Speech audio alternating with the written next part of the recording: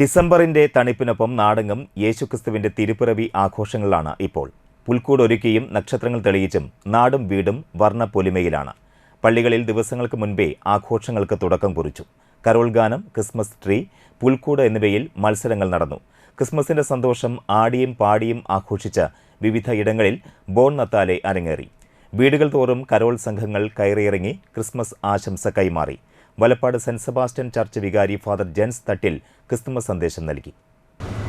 അത്യുന്നതങ്ങളിൽ ദൈവത്തിന് സ്തുതി, ഭൂമിയിൽ മനുഷ്യർക്ക് സമാധാനം. മാലാഖമാർ പാടിയ ആ പാട്ടുകളുടെ വാക്കുകളാണത്.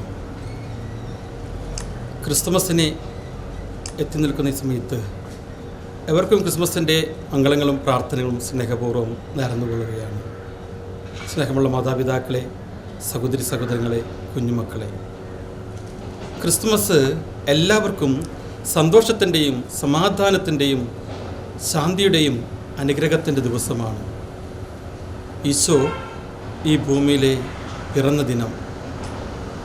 ഒരുപക്ഷേ യേശുവിനെ രാജകൊട്ടാരത്തിലൊന്ന് പിറക്കാമായിരുന്നു. എന്നാൽ അവൻ പിറന്നത് ഏറ്റവും ദരിദ്രരിൽ ദരിദ്രരായിട്ട് ഒരു കാലിത്തൊഴുത്തിലെ പുൽക്കൂട്ടിലാണ് യേശു എന്ന് പിറന്നത്. കർത്താവിൻ്റെ സൗധത്തിലേക്ക് ആദ്യം കടന്നു വന്നത് അട്ടിടയന്മാരാണ്. സമൂഹത്തിലെ ഏറ്റവും അവഗണിക്കപ്പെട്ടവരെ, പാവപ്പെട്ടവരായിട്ടുള്ളവരെ, ദരിദ്രരായിട്ടുള്ളവരെയാണ് കർത്താവിൻ്റെ സൗധത്തിലേക്ക് കടന്നു വന്നത്. പിന്നീടാണ് പൂജരാജാക്കന്മാർ കടന്നു വരുന്നത്.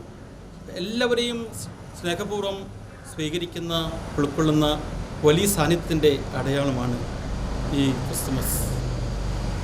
നമ്മുടെ ഓരോരുത്തരുടെ മനസ്സിലും ഈ മഞ്ഞണിഞ്ഞ രാവ് തണുപ്പ് നൽകുന്നതാണ്, കുളിർമ നൽകുന്നതാണ്, സന്തോഷത്തിൻ്റെയും സ്നേഹത്തിൻ്റെയും സമാധാനത്തിൻ്റെ സദ്വാർത്ത നൽകുന്നതാണ്.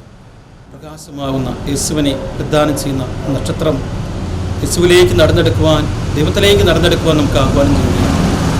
ഈ ക്രിസ്മസ് കാലം എല്ലാവർക്കും അനുഗ്രഹത്തിൻ്റെ ഒരു കാലമായി തീരട്ടെ, സമാധാനത്തിൻ്റെ ഒരു കാലമായി തീരട്ടെ, സന്തോഷത്തിൻ്റെ ഒരു കാലമായി തീരട്ടെ.